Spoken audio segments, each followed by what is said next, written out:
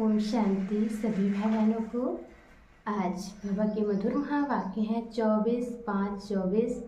प्रातः मुरली ओम शांति बाप दादा मधुबन। बाबा बोले, मीठे बच्चे, देही अभिमानी बाप तुम्हें देही अभिमानी भव का पाठ पढ़ाते हैं। तुम्हारा पुरुषार्थ है देह अभिमान को छोड़ना। बाबा के बच्चों का जो पुरुषार्थ है वो है देह अभिमान को छोड़ना। प्रश्न है, देह अभिमानी बनने से कौन सी बीमारी पहले उत्पन्न होती है? देह अभिमानी बनने से कौन सी पहली बीमारी उत्पन्न होती है? उत्तर में बाबा ने बताया है नाम रूप की। मेरा नाम अच्छा है, मैं चेहरे से बहुत सुंदर हूँ, मेरे गुण बहुत अच्छे हैं, ये बीमारी ही विकारी बना देती है। इसलिए बाप कहते हैं आत्म अभिमानी रहने की प्रैक्टिस करो, आत्मिक स्मृति में रहने का अभ्यास करो। इस शरीर से तुम्हारा लगाव नहीं होना चाहिए। देह के लगाव को छोड़ एक बात को याद करो तो पावन बन जाएंगे। बाप तुम्हें जीवन बंध से जीवन मुक्त बनने की युक्ति बताते हैं, यही पढ़ाई है। ओम शांति। रूहानी बाप कह रहे हैं कि आत्म अभिमानी अथवा देही अभिमानी होकर बैठना है। किसको याद करना है? बाप को। सिवाय बाप के और कोई को याद नहीं करना है। जब बाप से बेहद का वर्षा मिलता है तो उनको याद करना है। बेहद का बाप आकर समझाते हैं देही अभिमानी भव, आत्म अभिमानी भव। देह अभिमान को छोड़ते जाओ। आधा कल्प तुम आत्म अभिमानी थे, यहाँ मालूम रहता है कि हम क्या हैं? हम क्या हैं? हम आत्मा हैं। अब ये शरीर बूढ़ा हुआ, इसको अब छोड़ते हैं, ये चेंज करना है। सर्प का मिसाल, जैसे सर्प अपना पुराना खाल छोड़ देता है, तुम भी पुराना शरीर छोड़कर दूसरे शरीर में प्रवेश करते हो। इसलिए तुमको अभी आत्म अभिमानी बनना है। कौन बनाते हैं? बाप। जो सदैव आत्म अभिमानी है वह कभी देह अभिमानी बनते नहीं। भल एक बार आते हैं तो भी देह अभिमानी नहीं बनते, क्योंकि ये शरीर तो पराया लोन पर लिया हुआ है। इस शरीर से उनका लगाव नहीं रहता, लोन लेने वाले का लगाव नहीं रहता। किसी से कर्ज लेते हैं तो उस वस्तु से हमारा लगाव नहीं रहता है। जानते हैं ये शरीर छोड़ना है। बाप समझाते हैं मैं ही आकर तुम बच्चों को पावन बनाता हूँ। तुम सतो प्रधान थे तो फिर तमो प्रधान बने हो। अब फिर पावन बनने के लिए तुमको अपने साथ योग सिखलाता हूँ। योग अक्षर ना कहे याद अक्षर कहना ठीक है। योग अक्षर ना कहे याद अक्षर कहना ठीक है। याद सिखलाता हूँ। बच्चे बाप को याद करते हैं। अभी तुमको भी बाप को याद करना है। आत्मा ही याद करती है। जब रावण राज्य शुरू होता है तो तुम बच्चे देह अभिमानी बन पड़ते हो, फिर बाप आकर आत्म अभिमानी बनाते हैं। देह अभिमानी बनने से नाम रूप में फंस पड़ते हैं, विकारी बन जाते हो। नहीं तो तुम सब निर्विकारी थे, फिर पुनर्जन्म लेते लेते विकारी बन जाते। सतयुग में तो सभी आत्माएं निर्विकारी थी और फिर जन्म लेते लेते विकारी बन जाती हैं। ज्ञान किसको, भक्ति किसको कहा जाता है, ये तो बाप ने ही समझाया है। भक्ति शुरू होती है द्वापर से, जबकि 5 विकार रूपी रावण की स्थापना होती है। भारत में ही राम राज्य और रावण राज्य कहा जाता है, परंतु ये नहीं जानते कि कितना समय राम राज्य और कितना समय रावण राज्य चलता है। इस समय सभी तमो प्रधान पत्थर बुद्धि हैं। पैदा ही भ्रष्टाचार से होते हैं, इसलिए इसको विशेष वर्ल्ड यानी कि विकारी दुनिया कहा जाता है। नई दुनिया और पुरानी दुनिया में रात दिन का फर्क है। नई दुनिया और पुरानी दुनिया में रात दिन का फर्क है। नई दुनिया सिर्फ भारत ही था। भारत जैसा पवित्र खंड और कोई बन ना सके। फिर भारत जैसा अपवित्र भी कोई नहीं बनता। जो पवित्र वही फिर अपवित्र बनता है, फिर पवित्र बनता है। तुम जानते हो देवी देवताएं पवित्र थे, फिर पुनर्जन्म लेते लेते अपवित्र बन गए हैं। सबसे जास्ती जन्म भी यही लेते हैं। सबसे ज़्यादा जन्म भी यही लेते हैं। बाप समझाते हैं, मैं बहुत जन्मों के अंत के जन्म के भी अंत में आता हूँ। ये पहला नंबर ही 84 जन्म पूरे कर वानप्रस्थ में आता है। ये जो पहला नंबर ही है वो 84 जन्म पूरे कर वानप्रस्थ में आता है, तब मैं प्रवेश करता हूँ। त्रिमूर्ति ब्रह्मा विष्णु शंकर भी हैं, परंतु किसको मालूम नहीं है क्योंकि तमो प्रधान है ना। किसकी बायोग्राफी का किसी मनुष्य मात्र को पता नहीं है। पूजा करते हैं परंतु सब है अंधश्रद्धा। पूजा तो करते हैं लेकिन वह सब है अंधश्रद्धा। भक्ति को कहा जाता है ब्राह्मणों की रात और सतयुग त्रेता है ब्राह्मणों का दिन। अब ब्रह्मा प्रजापिता है तो जरूर बच्चे भी होंगे ना। जब प्रजापिता है तो बच्चे भी होंगे ना। ये भी समझाया है ब्राह्मणों का कुल होता है, डिनाइस्टी यानी कि राजधानी नहीं। ब्राह्मणों का कुल होता है, राजधानी नहीं। ब्राह्मण है चोटी, चोटी भी देखने में आती है। फिर ऊंचे ते ऊंच है पढ़ाने वाला। पढ़ाने वाले का नाम परम पिता परमात्मा शिव। उनका नाम एक ही है परंतु भक्ति मार्ग में अतः नाम लगा दिए हैं। भक्ति मार्ग में चहचटा यानी कि भभका बहुत हो जाता है। कितने चित्र, कितने मंदिर, यज्ञ, तप, दान, पुण्य आदि करते हैं। कहते हैं भक्ति से फिर भगवान मिलता है। किसको मिलता है? भक्ति से भगवान तो मिलता है, लेकिन किसको मिलता है? जो पहले पहले आते हैं वही पहले पहले भक्ति शुरू करते हैं। जो ब्राह्मण सो देवता बनते हैं। वही यथा राजा रानी तथा प्रजा सर्वगुण संपन्न 16 कला संपूर्ण संपूर्ण निर्विकारी अहिंसा परमो देवी देवता धर्म था। भारत में एक आदि सनातन देवी देवता धर्म था, तब अतः धन था। बाप याद दिलाते हैं पहले पहले तुम देवी देवता धर्म वाले ही 84 जन्म लेते हो, सब नहीं लेते है। सिर्फ 84 जन्म, व फिर कह देते हैं 84 लाख जन्म। कल्प की आयु भी लाखों वर्ष कह दी है। बाप कहते हैं ये है 5000 वर्ष का ड्रामा, लाखों वर्षों का नहीं है। तो ये हुआ ज्ञान। ज्ञान सागर एक ही शिव बाबा गाया जाता है। वह है हद के बाप और ये है बेहद का बाबा। हद के बाबाओं के होते हुए भी बेहद के बाप को याद करते हैं, जबकि दुखी होते हैं। पुनर्जन्म लेते लेते दुनिया पुरानी तमो प्रधान बन जाती है। तब फिर बाप आते हैं। सेकंड में जीवन मुक्ति मिलती है। किससे? बेहद के बाप से। तो जरूर जीवन बंध में है। पतित है फिर पावन बनना है। पतित है और फिर पावन बनना है। ये तो सेकंड की बात है। ज्ञान एक सेकंड का है, क्योंकि पढ़ाई तो तुम बहुत पढ़ते हो। वह सब मनुष्य को पढ़ाते हैं, पढ़ती तो आत्मा ही है। परंतु देह अभिमान के कारण अपने को आत्मा भूलकर कह देते हैं हम फलाना मिनिस्टर बनते हैं, ये हैं, लेकिन वास्तव में हैं हम आत्मा। आत्मा मिस्टर मिसेज के तन से पार्ट बजाती है, ये भूल जाते हैं, नहीं तो आत्मा ही शरीर से पार्ट बजाती है।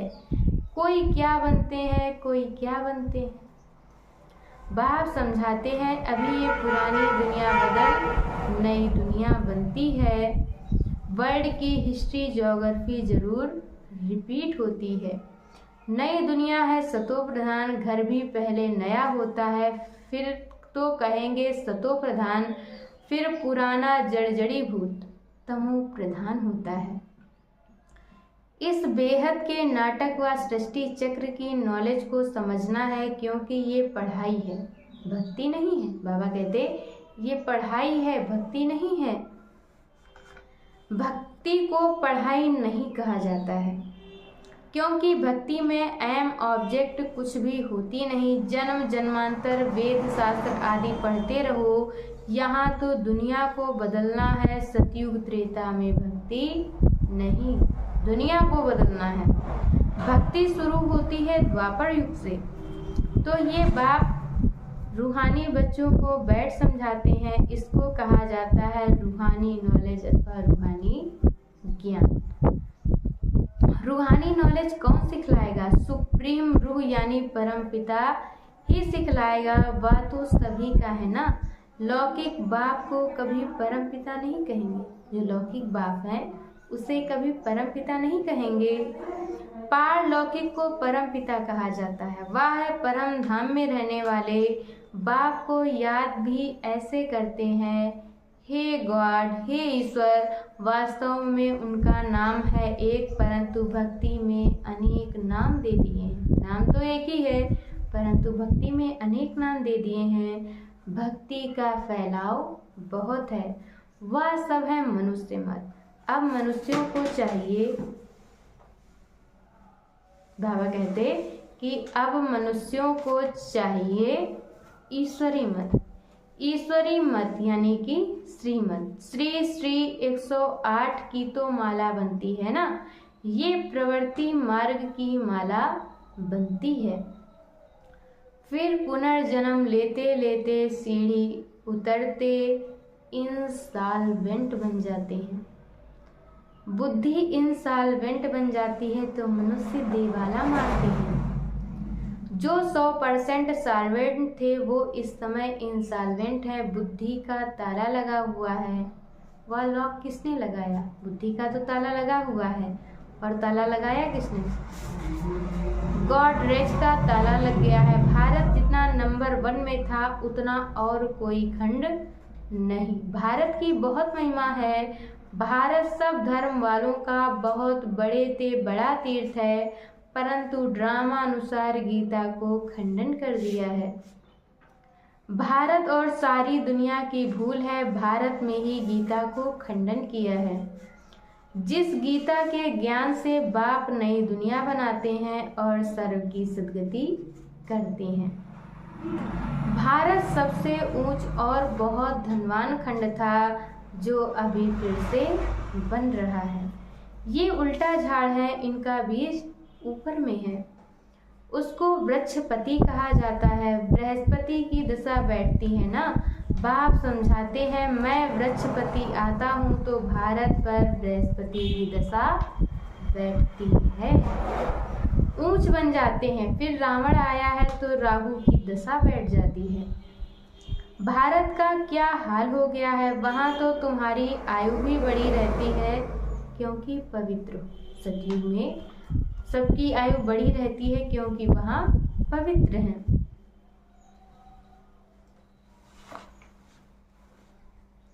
आधा कल्प तुम 21 जन्म लेते हो, बाकी आधा कल्प में भोगी बनने से आयु भी छोटी हो जाती है, तो फिर तुम 63 जन्म लेते हो। अभी बाप समझाते हैं सतो प्रधान बनना है, इसलिए मामेकम याद करो। सब धर्म वाले इस समय तमो प्रधान है। तुम सभी को ये ज्ञान दे सकते हो, आत्माओं का बाप तो एक ही है। सब ब्रदर्स हैं, क्योंकि हम आत्माएं एक बाप के बच्चे हैं। फल कहते भी हैं हिंदू मुसलमान भाई भाई, परंतु अर्थ नहीं जानते हैं। कहते तो हैं परंतु अर्थ नहीं जानते हैं। आत्मा कहती राइट है, सब ब्रदर्स का बाप एक है। वर्षा देना ही है बड़े बाबा को, वह आते भी भारत में है, शिव जयंती मनाते हैं, परंतु वह कब आया था ये किसको भी पता नहीं है। तुम्हारी युद्ध है 5 विकारों से, काम तो तुम्हारा नंबर 1 दुश्मन है। रावण को जलाते हैं परंतु वह है कौन, क्यों जलाते हैं कुछ नहीं जानते। द्वापर से लेकर तुम नीचे उतरते, इस समय पतित बन गए हो। एक तरफ शिव बाबा को याद कर पूछते हैं, दूसरी तरफ फिर कहते हैं कि वह सर्वव्यापी है। जिसने तुमको विश्व का मालिक बनाया, उनको तुम माया के चक्र में आकर गाली देते हो। बाबा ने बताया जिसने तुमको विश्व का मालिक बनाया, उसको तुम माया के चक्र में आकर गाली देते हो। बाप कहते हैं मीठे बच्चों, तुम मुझे अनगिनत जन्मों में ले गए हो, मुझे कण कण में कह दिया है, ये भी ड्रामा बना हुआ है। बेहद के बाप की ग्लानि करते कितनी पाप आत्माएं बन गए हैं। रावण राज्य है ना, ये भी तुम जानते हो। इस समय सब भक्तियां हैं, सबकी सद्गति करने वाला कौन है। सचखंड स्थापन करने वाला सबका बाबा है। रावण को बाबा नहीं कहा जाता। 5 विकार हरेक में है, विकार से पैदा होते हैं, इसलिए भ्रष्टाचारी कहा जाता है। देवताओं को कहा जाता है संपूर्ण निर्विकारी, अभी है संपूर्ण विकारी। देवताएं जो पूज्य थे वही फिर पुजारी बनते हैं। वह कह देते हैं आत्मा सो परमात्मा। बाप कहते हैं ये भूल है, पहले पहले तो अपने को आत्मा निश्चय करना है। हम आत्मा इस समय ब्राह्मण कुल के हैं, फिर देवता कुल में जाते हैं। ये ब्राह्मण कुल है सर्वोत्तम कुल। ब्राह्मणों की डिनाइस्टी नहीं है, चोटी है ब्राह्मणों की। तुम ब्राह्मण हो ना, सबसे ऊपर में है शिव बाबा। भारत में विराट रूप बनाते हैं, परंतु उसमें ना ब्राह्मणों की चोटी है ना चोटियों, बाबा ने बताया है ना ब्राह्मणों की चोटी है ना चोटियों, यानी ब्राह्मणों का बाप है। अर्थ कुछ नहीं समझते, त्रिमूर्ति का अर्थ ही नहीं समझते। नहीं तो भारत को कोट ऑफ आर्म्स त्रिमूर्ति शिव का होना चाहिए। अभी तो ये कांटों का जंगल है, तो जंगली जानवरों को कोट ऑफ आर्म्स बना दिया है। उसमें फिर लिखा है सत्यमेव जयते। सतयुग में तो दिखाते हैं शेर बकरी खट्टे जल पीते हैं, सत्यमेव जयते माना विजय। सब क्षीरखंड हो रहते हैं, लून पानी नहीं होते हैं। रावण राज्य में लून पानी, राम राज्य में क्षीरखंड हो जाते हैं। इनको कहा ही जाता है कांटों का जंगल। 1-2 का पहला नंबर कांटा विकार का लगाते हैं। बाप कहते हैं काम महाशत्रु है, ये आदि मध्य अंत दुख देने वाला है। नाम ही है रावण राज्य। बाप कहते हैं इन 5 विकारों पर जीत पाकर जगत जीत बनो। ये अंतिम जन्म निर्विकारी बनो। तुम तमो प्रधान पतित बने हो, फिर सतो प्रधान पावन बनो। गंगा कोई पतित पावनी नहीं है। शरीर का मैल तो घर में भी पानी से उतार सकते हो। बाबा ने कहा है कि जो गंगा है वो कोई पतित पावनी नहीं है, और जो शरीर का मैल है वो तो घर के पानी से भी उतार सकते हो। आत्मा तो साफ हो नहीं सकती। भक्ति मार्ग में कितने ढेर के ढेर गुरु लोग हैं, सदगुरु तो एक ही है सदगति करने वाला। सुप्रीम बाप भी है, सुप्रीम टीचर भी है, सुप्रीम सदगुरु भी है। वही तुमको सृष्टि के आदि मध्य अंत का नॉलेज सुनाते हैं। अच्छा, मीठे मीठे सिकेल थे बच्चों प्रति माता पिता बाप दादा का याद प्यार और गुड मॉर्निंग। रूहानी बाप की रूहानी बच्चों को नमस्ते। हम रूहानी बच्चों की तरफ से रूहानी माता पिता बाप दादा को याद प्यार नमस्ते, ओम शांति, गुड मॉर्निंग। शुक्रिया बाबा, शुक्रिया। और आज बाबा ने मुरली में धारण करने के लिए मुख्य सार दिया है। पहला पॉइंट, सतो प्रधान बनने के लिए सिवाय बाप के और किसी को भी याद नहीं करना है। देही अभिमानी बनने की प्रैक्टिस करनी है। दूसरे पॉइंट में बाबा ने बताया है सबसे छीरखंड होकर रहना है। इस अंतिम जन्म में विकारों पर विजय प्राप्त कर जगत जीत बनना है।